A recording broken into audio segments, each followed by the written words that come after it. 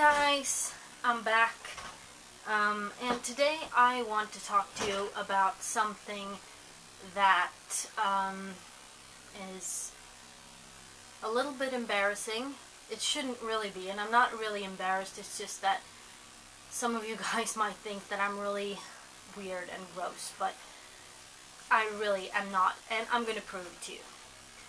So, this is a video mostly to raise awareness amongst women, but it's good if you guys are also watching this video, because I think it would be good for you to know about this, and also so that you don't think that it's gross. What the subject is period related, and the main subject here is something called menstrual cups. I don't know if you've heard of it. Many people where I come from have never heard of it, ever. And I hadn't until about a year ago. And I was just researching how what people used before to catch their flow, and then I stumbled onto menstrual cups, and I was like, what the hell is this? So I started researching it, and it sounded so awesome, so I bought one.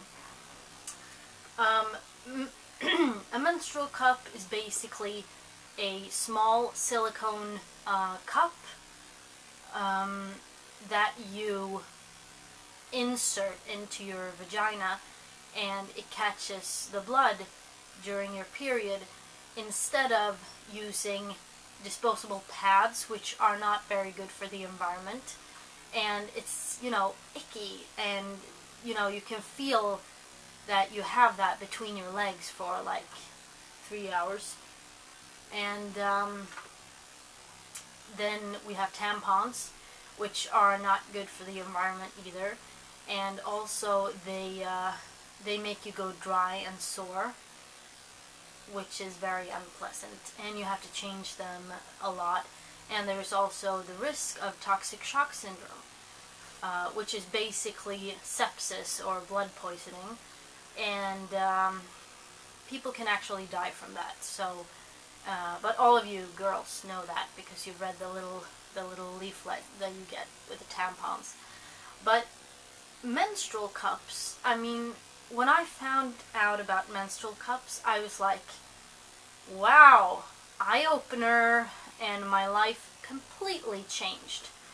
I had been having troubles because I've always hated pads and tampons, and sometimes I feel very awkward and uncomfortable during my period, like most of us do, except those few lucky people who have a 2-day period with this much blood. So yeah, go you. But for the rest of us, the menstrual cup is definitely a great option. It's good for a lot of things. First of all, it's good for your wallet. A menstrual cup costs between $15 and $30, I guess. Well, the one I got cost me 30 euros, maybe, including shipping, so it wasn't that expensive. And when you have a menstrual cup, it will last for years, and it's not gross. I'll come to that. It's not gross, trust me. But it'll last you for years, and you will never have to spend money on tampons or pads ever again. And you might want to change your menstrual cup every 2 years instead of every 10 years, and it'll still pay for itself within a few months. So that's reason 1. And reason 2, it's good for the environment. No waste. No pads and tampons in the that people throw outside, and it's really gross. And you don't have to have that you know, in your trash in the bathroom, smelling and blah. And 3, it is more hygienic. And this is the point that I want to really put out there. It is not gross. In fact, as for tampons, you know, like I said, they make you dry and they change the pH balance in your vagina, which is obviously not good for you. And also, like, what was I saying? How it was hygienic, yeah, right. So, and also, like, you don't throw all that stuff away. It's not disposable stuff. You take your menstrual cup, you empty it like 2 or 3 times a day, usually for me, and you empty it into the toilet. You can't even see when I'm using my hands to talk, but you can't tell. But anyway, so you empty it in the toilet, you empty the blood, and then you wash it with warm water and mild soap without perfume. Hold on.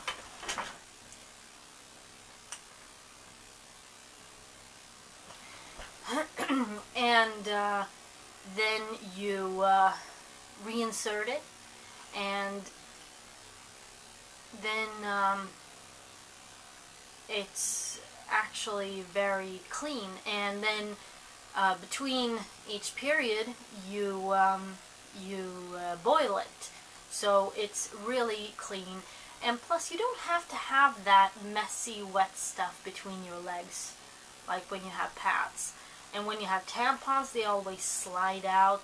You have that string between your legs. I will never use that stuff again, ever. It's just gross. And yeah. And oh, reason 4. 4. It's a lot more convenient. Like, imagine you're going on a trip to India or whatever, and you're like, okay, so I'm going to be gone for 2 weeks, and I'm going to have my period for 7 days, so that makes like 7 pads a day times blah blah blah blah. No more of that. All you need is your menstrual cup and means of washing it. And well, you can keep like a little bottle of water, or like these sanitizer wipes, like wet wipes, or you can use rubbing alcohol, or something like that. And that's, you know, all you need is your menstrual cup, really, and something to keep it in. And the important thing is to keep it clean. Keep your menstrual cup clean, and you're good to go. So I expect you're wondering by now what it looks like, and I'm going to show you. I know this might be a bit gross to some people, but I'm going to show you mine, and I can assure you that I have cleaned it very thoroughly, and with soap and water. It is not dirty. It has been used, but it's perfectly clean, and this is my body, and I'm the only one touching it, so what's the big deal? I mean, I'm not afraid of my body. Why should I be? So I keep my menstrual cup in this. It's a little plastic box, and I made air holes in the lid around it, because you shouldn't keep your menstrual cup in an airtight container of any kind. So this is what the menstrual cup looks like. Mine is over a year old, and it's still very clear and nice. And if you're wondering about the yellowish color, it had that from the beginning. That's the way this rubber looks. And as you can see, it's quite small. But the first time I saw it, I was like, oh my god, how the hell am I going to get that thing inside me? But it's no problem, because you fold it. And there are different folding techniques. I only know 2, but we'll get to that. And at the bottom here, when you get the menstrual cup, most models have a stem that you can trim, because, well, for me, it sort of stuck out, and I didn't like that, so I trimmed it. And it's got little holes around the rim here, and those are to, when you insert the menstrual cup, it will be folded, and then it'll pop open and create a vacuum, which will make it stay where it is and collect the blood from your cervix. So, folding techniques, yeah. One technique, the one that I use the most, is you fold it in half like this, and then you fold it like this to make a C shape or a U shape, whichever one you want. And then you insert it. And it is bigger than the average tampon, but, you know, the vagina is supposed to be able to stretch enough to allow a human head to pass. So, and the other folding technique that is widely used is the pinch down, which is like this. You pinch down one of the corners. I haven't really mastered this, but I think it makes it look sort of like a shell. So I call it the shell fold. And it makes this part slightly bigger, I mean smaller, but it's bigger right here. And then you can just insert it. And it's pretty simple. And then you insert it about halfway, and then you might have to poke it a bit and sort of pull it out a bit, and then eventually that will create the vacuum, and it'll pop open, and it'll look like this inside. So if this is like, if this is the hole, let's see, I'm just gonna fold it up. Then you insert it like this, and then you let it go. I don't know if you can see this, but this is the end that's still outside, like, and then you can like squeeze it and turn it, and then it'll pop open, and it'll be like this. So it sits like this, and it's a little bit, it's not as far in as a tampon, but it doesn't have to be, really. And it's supposed to sit there and collect the blood. So yeah, so it sits there, and it's a great thing. It changed my life completely. And actually, I just ordered a new menstrual cup that will arrive soon, and I will show it to you before I use it. But seriously, this is not gross.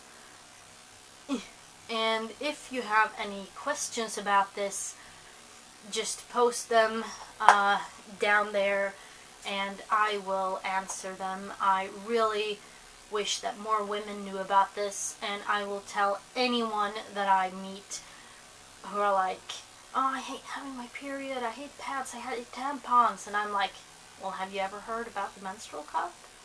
And granted, some people are like, ew, that sounds so gross, and I'm like, it's not really. I mean, only if you're afraid of your body.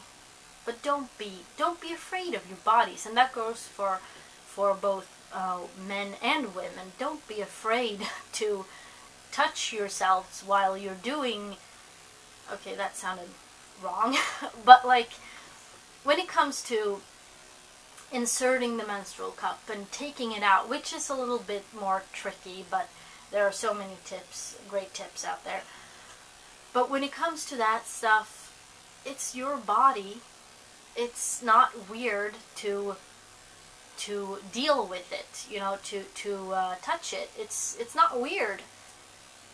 Not at all. It's like if you have a huge booger in your nose, won't you poke it out? Of course you will. Somewhere private. Nothing weird about it. We all do it. So just let go of that stuff and try the menstrual cup. Do research. It's a great thing.